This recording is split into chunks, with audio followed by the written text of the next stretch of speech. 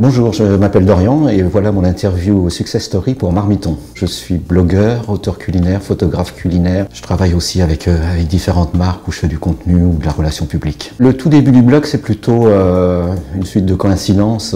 Souvent je cite Les Envahisseurs, ce fameux David Vincent qui arrive sur une rue sombre et qui par hasard rencontre les envahisseurs. Moi j'ai rencontré un blog par hasard, j'ai fait 3 clics et je me suis retrouvé avec un blog. C'était vraiment ça, le tout début de l'histoire. Il y avait déjà quelques blogueuses françaises, en voyant les autres en disant tiens, ça raconte un peu des histoires et ça fait beaucoup de cuisine, ça me plaît. Ma passion pour la cuisine, elle a commencé à un moment, on a vécu dans le 13e arrondissement, dans le quartier chinois. Il y avait plein de produits, plein de recettes. Moi j'avais l'habitude du riz cantonais et canard laqué dans la cuisine asiatique, donc c'était assez limité. Donc j'ai commencé à regarder, à demander, à acheter quelques livres et puis là, voilà, une fois que j'ai mis les doigts dedans, ça s'est gâté. Quand j'ai commencé le blog cuisine, mes proches c'était plutôt, bon ça va durer 3 semaines, amuse-toi et puis passe à autre chose. Alors juste avant j'étais père au foyer et avant j'étais sociologue. Aujourd'hui, oui, la cuisine est quelque chose qui a complètement envahi ma vie, donc je vis de mon blog, de mes livres et des autres collaborations que j'ai. Pour concilier ce que je fais, c'est un peu compliqué parce que je suis un bordélique né. Je fais comme je peux, en gros, je crois que c'est ça surtout. Alors au tout début, j'avais appelé mon blog, mais pourquoi est-ce que je vous raconte ça? Parce que justement, j'espérais aussi raconter des petites histoires. Je raconte des petites histoires. Bon, j'ai rajouté doriancuisine.com pour simplifier un peu la tâche aux gens, mais je continue à raconter des histoires et c'est primordial pour moi que ce soit les deux, cuisine et aussi mes petites histoires. Le type de personnes qui viennent chez moi, c'est essentiellement des femmes, puisque la cuisine quotidienne reste une cuisine très féminine, moi je dirais presque trop féminine, parce que j'aimerais bien que les garçons commencent un petit peu à s'y mettre. Alors souvent on me demande de faire des recettes et c'est vrai que c'est différent selon les ingrédients, les contraintes qu'on a, mais généralement, alors j'ai une espèce de mémoire des recettes que j'ai déjà traversées avec cet ingrédient-là, puis je vais rattraper d'autres choses un peu à gauche à droite pour voir ce qui a été fait, pour voir ce qui me plaît et pour au final essayer de sortir quelque chose. Créer une recette, c'est un grand mot, hein.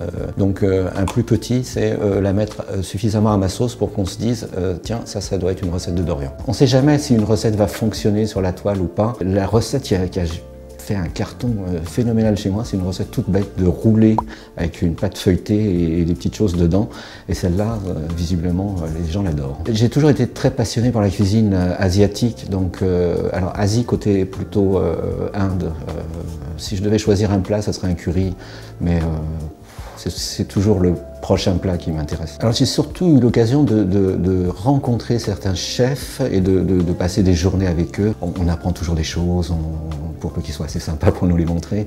C'est souvent le cas. Donc c'est toujours enrichissant. Moi je suis complètement autodidacte, donc voilà, tout ce qu'on peut m'apporter, je suis une éponge culinaire.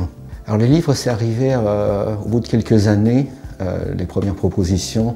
Donc comme tout le monde, j'ai commencé à faire des petits livres autour de ce que je faisais. Puis petit à petit, après, j'ai commencé à proposer des choses ou à avoir des idées. Ou des fois, c'est mon éditeur qui me dit tiens, comme dernièrement, est-ce que tu veux pas faire un livre sur le barbecue? Après, j'ai fait des livres beaucoup plus personnels. On avait fait un livre chez Larousse avec autour du blog. La photo food, c'est quand on écrit des recettes, s'il n'y a pas de photos, j'ai un peu plus de mal. Même s'il y a certains bouquins, j'ai des vieux bouquins où il n'y a pas de photos que je consulte encore. Mais c'est tellement agréable d'ouvrir un livre et de tourner les pages et de regarder les recettes et de se dire ça me fait vraiment, mais vraiment envie. Le succès de mon blog, il a changé ma vie tout simplement, puisque avant je cuisinais comme tout le monde, peut-être un tout petit peu plus, mais pas beaucoup plus. Aujourd'hui, je cuisine 7 jours sur 7. Je dis toujours que je préfère les gens aux plats que je prépare. Donc c'est vrai que je suis toujours intéressé quand j'ai des lecteurs qui viennent me poser des questions, me rencontrer. Je suis toujours très très ouvert à ça d'ailleurs. Je fais pas de la cuisine pour être enfermé dans ma cuisine, mais pour aller vers les autres. Depuis que j'ai le blog, c'est vrai que j'ai eu plein d'opportunités,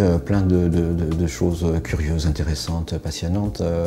Et notamment, je suis parti, j'avais été invité en Thaïlande et j'ai découvert la cuisine thaïlandaise pendant 6 jours. Là, d'être avec les gens, de cuisiner à côté des petites rivières, dans les restaurants, c'est assez phénoménal.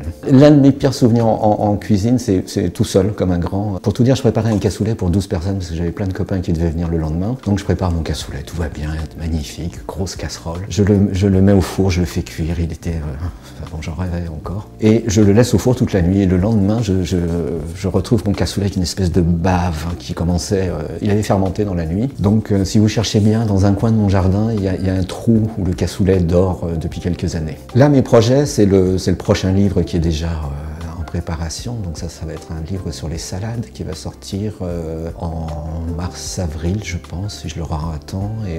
Et juste avant, il y a un livre qui va sortir en tout début d'année sur le batch cooking. Alors le batch cooking, on prépare beaucoup à manger le dimanche et on étale ça sur toute la semaine. Comme ça, quand on rentre, on n'a plus qu'un petit truc à faire en cuisine et on a les plats qui sont prêts. Aujourd'hui, si on veut lancer un blog, je pense que rencontrer les envahisseurs, faire 3 clics et puis commencer. Et puis après, celui qui l'a lancé verra si ça lui apporte ce qu'il attendait. Un blog, c'est pas coûteux, on peut l'ouvrir, on peut l'arrêter. Donc voilà. La cuisine, c'est un truc qui peut être très simple, très agréable et encore plus agréable à partager. Donc allez-y alors, c'est tout simple. Du coup, vous pouvez me retrouver sur mon blog sur doriancuisine.com avec son vieux titre en dessous, mais pourquoi est-ce que je vous raconte ça? Et également sur mes réseaux, sur Instagram, sur Facebook et sur Pinterest, parce que j'aime beaucoup Pinterest.